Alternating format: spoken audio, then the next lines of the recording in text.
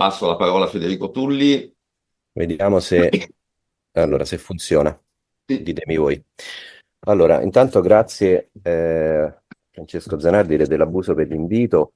Eh, Cercherò di essere più sintetico possibile e quindi per poterlo fare, per ridurre i tempi, perdonatemi se mi autocito in diversi passaggi.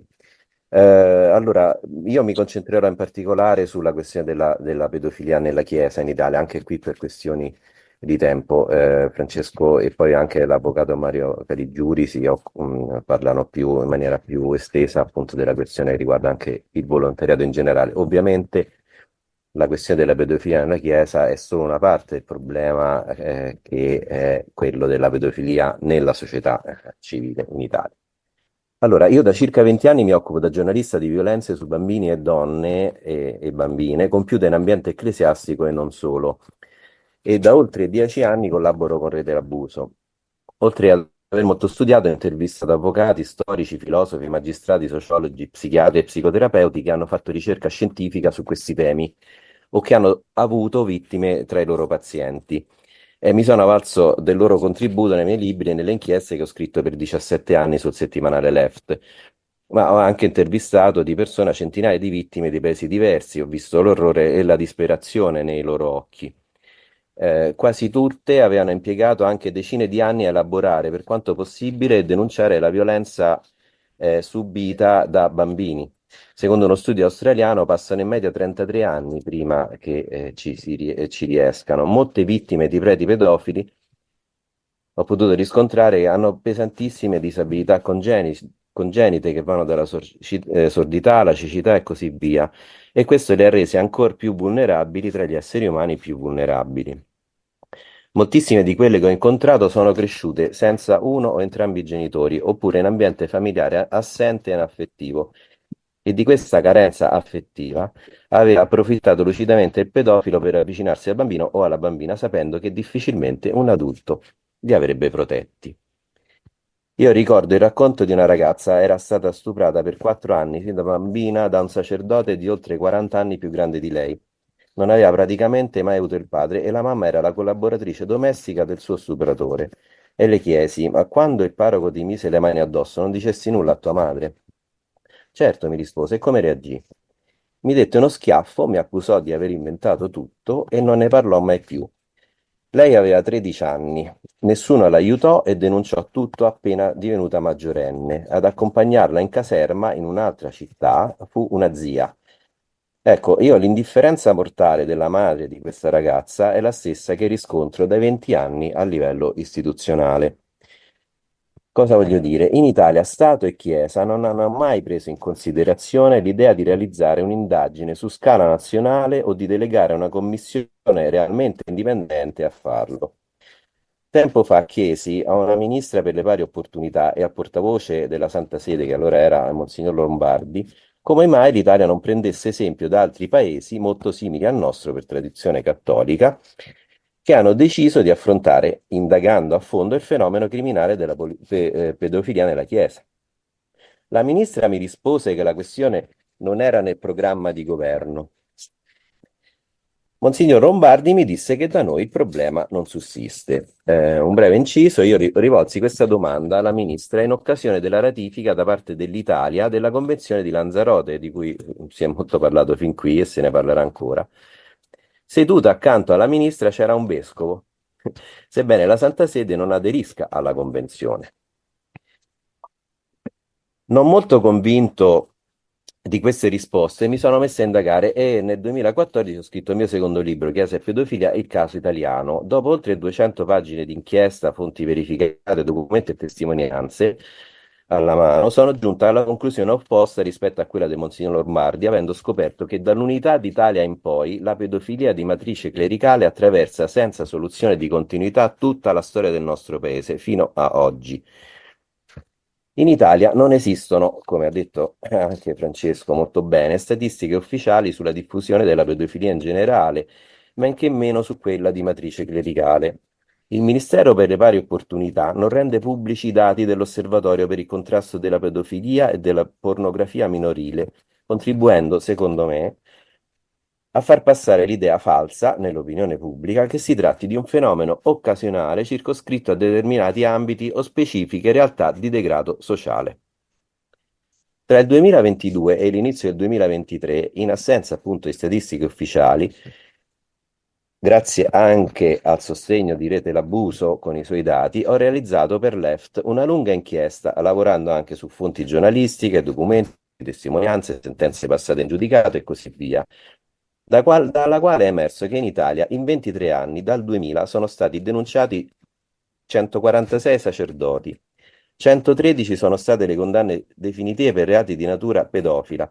Le vittime accertate di minori di 14 anni sono state almeno 516 minori di 14 anni, e questo conferma il dato che poco fa ha detto Francesco parlando di proiezioni, cioè la media è 4,56 vittime in media di vittime accertate minori di 14 anni per caso giunto in sentenza passata in giudicato. E dico che almeno 516 sono state perché è impossibile anche solo stimare il numero delle vittime di pedopornografia online. Un altro dato, nessuna delle 146 denunce alla magistratura italiana è mai partita da un vescovo.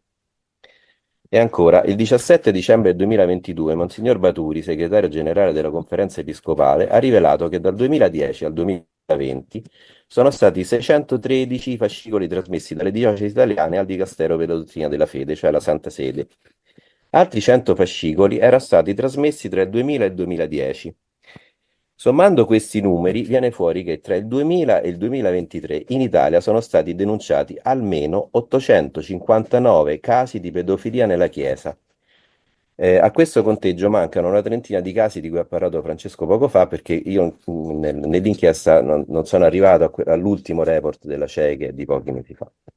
Quindi 859 casi di pedofilia nella Chiesa in Italia dal 2000 al 2023.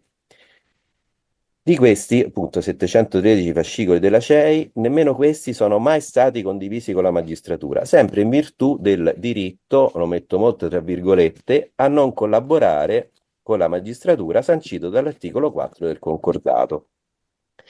Solo per fare un paragone veloce, Spotlight del Boston Globe, il famoso pool di giornalisti, insomma, che nel 2001 ha dato il via alle inchieste negli Stati Uniti che hanno portato alla bancarotta 15 diocesi per risarcimenti dovuti alle migliaia di vittime riconosciute. Spotlight è partita dall'indagine su 89 casi. La commissione SIAE in Francia, di cui tanto si è parlato qui da noi nel 2021, ha scoperchiato un'orrenda situazione molto simile a quella statunitense, partendo dalla denuncia di 70 casi. Qui da noi, dopo 859 casi accertati e chissà quante migliaia di vittime, ancora non si muove nulla.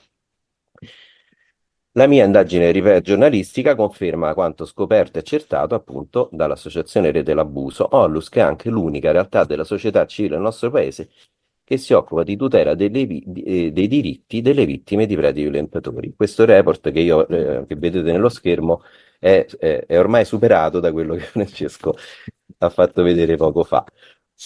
È bene ribadire a questo punto che la cosiddetta giustizia ecclesiastica, Francesco prima citava i tribunali ecclesiastici, si fonda sulla convinzione che il più violento dei crimini nei confronti di un bambino o una bambina sia prima di tutto un peccato, un delitto contro la morale. Qui nelle slide vedete commenti di persone che rifiutano totalmente questa impostazione e come tale, cioè come un peccato, viene trattato nei tribunali ecclesiastici. Il punto non è tanto evitare che un pedofilo ghermisca la sua preda, ma che un prete e la sua vittima facciano del male a Dio. È l'offesa alla divinità che è intollerabile. Sta qui la tolleranza zero di Papa Francesco, ma anche di Benedetto XVI, suo predecessore, tanto esaltata anche dalla stampa laica italiana. Si tratta, a mio modo di vedere, di una visione umanamente inaccettabile di cui l'Italia, uno Stato laico per Costituzione, non tiene conto nel tenere in vita il concordato, e l'articolo 4 in particolare, ma anche nell'applicare parzialmente, come ha denunciato poco fa Francesco, la Convenzione di Lanzarote. Cosa comporta questa situazione?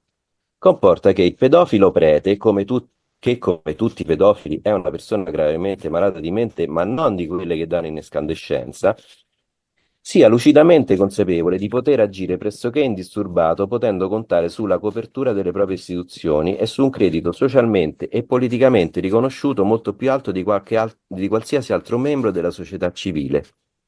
Questo significa che la vittima, i sopravvissuti, durante la loro vita non dovranno combattere solo contro le conseguenze della violenza in sé, e solo pure qui a molto tra virgolette, ma anche contro tutto ciò che un sacerdote rappresenta ancora oggi, spesso inspiegabilmente, nell'immaginario comune, e dovranno combattere contro l'istituzione religiosa di cui il pedofilo fa parte, capace di condizionare in maniera profonda media, politica, opinione pubblica, con i suoi onnipresenti organi di propaganda e informazione, al fine di preservare in primis l'immagine pubblica del Papa. E poi che importa a costoro se questo atteggiamento abbia come diretta conseguenza la lesione di un diritto umano fondamentale, la salute psicofisica della persona.